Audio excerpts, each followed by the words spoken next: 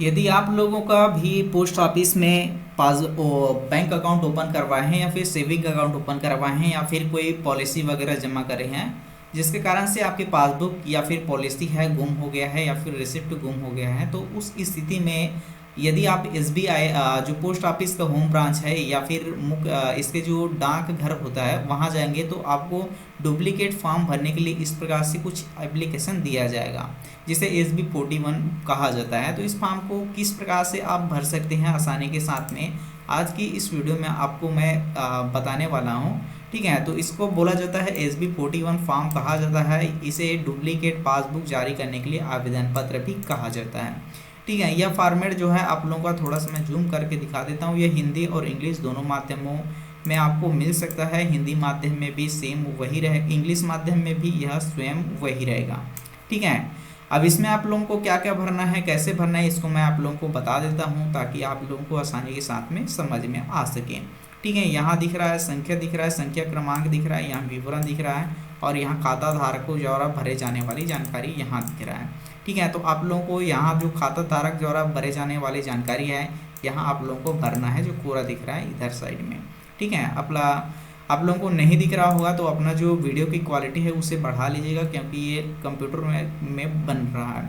ठीक, तो पहला नंबर में बात आती है, यहाँ देख सकते हैं पहला नंबर है, इसमें लिखना है खाता संख्या राष्ट्रीय अल्प बचत योजना प्रकार लिखा हुआ है। ठीक है, तो इसमें क्या भरना है आप लोगों को, यदि आपने कोई बचत योजना के तहत कोई खाता खोला है तो बचत योजना के अंतर्गत बचत योजना लिखेंगे, जो भी बचत योजना रहेगा। ठीक है, उसके अलावा जो कोई पॉलिसी लिखे हैं, कोई पॉलिसी खरीदा हुआ है तो उसे लिखेंगे यहाँ पर फलाना पॉलिसी। इसके अलावा कोई आपने सेविंग अकाउंट लिया हुआ है, जैसा बहुत सारे इसमें अकाउंट के लिए सेविंग अकाउंट के तहत इसमें चलता है, तो उसके बारे में जो भी सेविंग अकाउंट है तो उसे आप ये पहला नंबर लिखा हो वहाँ इसके राइट साइड में लिख सकते हैं। ठीक है, दूसरे नंबर में बात आती है खाते का प्रकार। देखिए, खाते जो है 3 प्रकार के होता है। एक तो होता है अवयस्क, जिसकी उम्र 18 साल से नहीं होता है, उसका भी खाता खोला जाता है। दूसरा होता है एक व्यक्ति का, जिसे एकल कहते हैं। संयुक्त खाता यानी कि ज्वाइंट अकाउंट जिसे कहते हैं, एक या फिर दो या फिर दो से अधिक व्यक्तियों द्वारा खोला गया, मिल करके खोला गया खाता को कहा जाता है संयुक्त खाता कहा जाता है। ठीक है, तो इसमें जो भी आपका अकाउंट है, यदि कोई नाबालिग का अकाउंट है तो आप अवयस्क लिखेंगे, यहाँ पास कोई एकल व्यक्ति का है तो एकल खाता लिखेंगे। उसके बाद में संयुक्त खाता है, 2 व्यक्तियों का है तो यहाँ संयुक्त खाता लिखना है। ठीक है, और तीसरे नंबर में आता है आप लोगों का डाकघर का नाम जिसमें खाता है। ठीक है, तो आप लोगों को क्या करना है, जहाँ पास आपका डाकघर या फिर होम ब्रांच में करवा है तो होम ब्रांच का नाम लिखेंगे। यदि आपने कोई ग्रामीण क्षेत्र के डाकघर से रिलेटेड है तो आप डाकघर का नाम लिखेंगे, फलाना डाकघर फलाना स्थान का। ठीक है, तो यहाँ आप लोगों का SOL ID यदि रहेगा तो उसे पूछ करके यहाँ पास चस्पा कर देंगे, लिखेंगे। ठीक है, ये इसे आप जो है नीले पेन से या फिर ब्लैक पेन, दोनों में से कोई भी पेन से आप छोटे छोटे अक्षरों में लिख सकते हैं, साफ सुथरा होना चाहिए। ठीक है, चौथा नंबर में लिखा हुआ है यदि खाता शाखा डाकघर में है, डाकघर का नाम लिखना। ठीक है, यदि आपका खाता जो है डाकघर में है, कोई पोस्ट ऑफिस में है तो आप उसका यहाँ पास नाम दर्शा सकते हैं। उसके अलावा उसके पते भी यहाँ लिख सकते हैं। ठीक है, अब 5वें नंबर में दिया हुआ खाता धारक, खाता धारकों के नाम, यहाँ पास आप लोगों को स्पष्ट रूप से लिखना है कि फलाने व्यक्ति का नाम लिखना है। ठीक है, यानी कि जो भी व्यक्ति का खाता रहेगा उसे यहाँ पास लिखना है 5वें नंबर पर। ठीक है, जैसा आपके पासबुक के फोटोकॉपी में हो वैसा ही आप यहाँ पास लिख सकते हैं। इसके अलावा उसके पति का नाम है, माता का नाम है, पिता नहीं तो माता का नाम लिख सकते हैं, माता नहीं है तो पिता का नाम लिख सकते हैं। ठीक है, तो यदि कोई संरक्षक है, संरक्षक मतलब जिसके माँ और बाप कोई नहीं है, मामा फूफा जो भी है उसे संरक्षक कहा जाता है, यानी कि पालने वाले को कहा जाता है संरक्षक। तो जो भी संरक्षक है उसे यहाँ पास चस्पा भी किया जा सकता है। यदि किसी की मृत्यु हो जाती है, जैसे पॉलिसी खरीदने के बाद में किसी माता या फिर पिता या फिर पति की मृत्यु हो जाती है तो उस स्थिति में स्वर्गीय लगा सकते हैं। ठीक है, ताकि ये उस समय के जो पासबुक रहता है, पासबुक में लिखा होगा वही आप लोगों के यहाँ मेंशन होना चाहिए, लेकिन स्वर्गीय लगा सकते हैं। ठीक 7वां नंबर में लिखा हुआ है खाता खोले जाने के समय खाता धारक का पता, यानी कि आपने किस स्थान पर जो है खाता खोला था। यदि आपने कोई स्थान परिवर्तित किया दिया है तो उसे आप जो है इस 8वें नंबर के खाता वाला में यहाँ पास चस्पा कर सकते हैं। ठीक है, एक बार और बता देता हूँ, 7वां नंबर में जिस स्थान पर आपने खाता खोला था तो उस स्थान का नाम लिखना है। जहाँ आपका पोस्ट ऑफिस है, यदि पोस्ट ऑफिस में खाता खोले थे तो पोस्ट ऑफिस का नाम लिखना है और उसका पता देना है। ठीक है, उसके बाद में यदि आपने कोई क्या होता है कि कई बार जो है हम लोग घर यहाँ से वहाँ ट्रांसफ़र होते रहते हैं, तो कई बार हम लोगों को अपना जो बैंक अकाउंट है उसको भी परिवर्तित करना रहता है। तो कई बार हम एक स्थान से दूसरे स्थान भी परिवर्तित हो जाते हैं। तो उस स्थान तो वैसे स्थिति में आपने एक स्थान से दूसरे स्थान पर परिवर्तित हुए हैं, तो वर्तमान में जिस स्थान पर आप रह रहे हैं उसे आप 8वें नंबर पर लिख सकते हैं। ठीक है, पूर्ण पता लिखेंगे, फलाना स्थान है, फलाना पोस्ट नंबर है और फलाना पिन कोड नंबर है, फलाना एरिया है। तो यहाँ पास आप लोगों को पूरा डिटेल के साथ में लिखना है 8वें नंबर पर। ठीक है, अब 9वां नंबर पे लिखा हुआ है खाता खोले जाने की तारीख तथा डाकघर का नाम। ठीक है, अब यहाँ पास लिखना है, ये आप लोगों को याद होगा तो खाता कब खोला गया था उसकी तारीख लिखना है और कौन से डाकघर में खोला गया था उसके बारे में आप लोगों को लिखना है 9वें नंबर पर।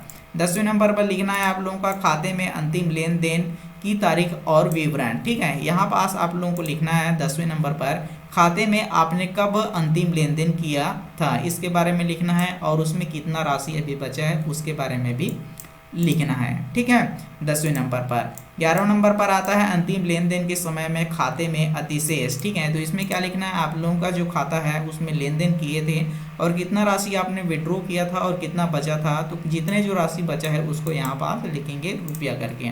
ठीक है, फलाना जो भी आपका रुपया रहेगा उसे लिखेंगे। 12वें नंबर पर आता है डाकघर का नाम जिसमें खाता अंतिम बार स्थानांतरित किया गया था। यदि आपने कोई डाकघर से अपना खाता स्थानांतरित एक स्थान से दूसरे स्थानांतरित पर आपने जो पासबुक है उसे ट्रांसफ़र करवाए हैं तो उसका आप यहाँ लिख सकते हैं, अन्यथा आपने कोई पासबुक ट्रांसफ़र नहीं कराया है तो इसे आप नहीं लिख सकते हैं। ठीक है, या फिर डेस करके छोड़ सकते हैं। इसके अलावा 13 नंबर पर लिखा पासबुक गुम होने की तारीख और परिस्थितियाँ और इसका पता लगाने के लिए किस किए गए प्रयासों का परिणाम। ठीक है, इसमें क्या लिखना है, पासबुक गुम होने की तारीख लिखना है। जिस भी तिथि को आप लोगों का पासबुक यदि ढूंढ रहे हैं तो भी इसे नहीं मिल रहा है, यदि फट गया है तो उस स्थिति में वहाँ मेंशन कर सकते हैं फट गया है। ठीक है, तो यहाँ पास आप लोगों को तारीख लिखना है। उसके अलावा इसके अलावा जो है किस स्थान पर गुम हुआ है तो उसके स्थान की नाम लिखेंगे। 14 नंबर पर आता है क्या पासबुक गुम होने की सूचना पुलिस को दी है। तो आपने यदि पुलिस में रिपोर्ट लिखा है तो हाँ लिख सकते हैं, नहीं है तो नहीं लिख सकते हैं। ठीक है, तो इसमें कंडीशन में आता है कि आपने पुलिस को रिपोर्ट लिखाना मैंडेटरी होता है क्योंकि उसकी एक प्रति मांगा जाता है।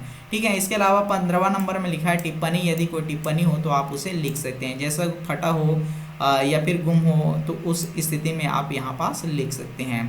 ठीक, तो यहाँ लिख सकते हैं। अब नीचे बढ़ते हैं, उपरोक्त जानकारी सही है, डुप्लीकेट पासबुक जारी करें। तो ये डुप्लीकेट पासबुक के लिए बनाया जाता है। अब इसमें बात कर लेते हैं। ठीक है, अब इसमें जो है आप लोगों को फीस भी लगेगा 50 रुपये प्लस GST, यानी कि कुल मिला के 60 या फिर 70-80 रुपये आप लोगों को लगेगा और यहाँ आप लोग को दिनांक डाल देना है। इसके लिए वे आप लोग आवेदन करेंगे तो कुछ दस्तावेजों की आवश्यकता होगी जो स्वप्रमाणित यानी कि हस्तांतरित हस्ताक्षर होना चाहिए उस दस्तावेज में। ठीक है, KYC लगे जैसा इसमें हो सकता है, आधार कार्ड हो सकता है, पैन कार्ड हो सकता है, आपका डॉक्यूमेंट विलेज वेरिफिकेशन के लिए निवास प्रमाण पत्र भी लग सकता है। ठीक है, और यदि आपने कोई जैसा कि क्या बोलते हैं साक्षी, हाँ साक्षी की आवश्यकता भी हो सकती है, वास्तव में आप वही व्यक्ति हो या फिर नहीं हो। ठीक है, और यहाँ पास लिखा हुआ खाता धारकों का अंगूठा, यदि आपको कोई अनपढ़ है तो आप अंगूठे का निशान लगा सकते हैं या फिर दस्तक यहाँ कर सकते हैं।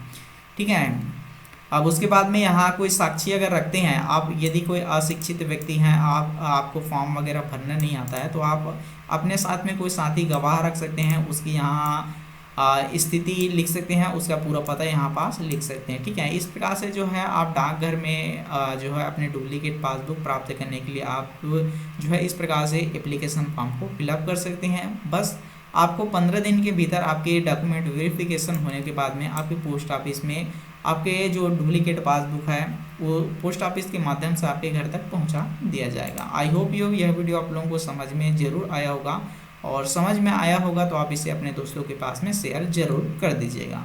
धन्यवाद, थैंक यू।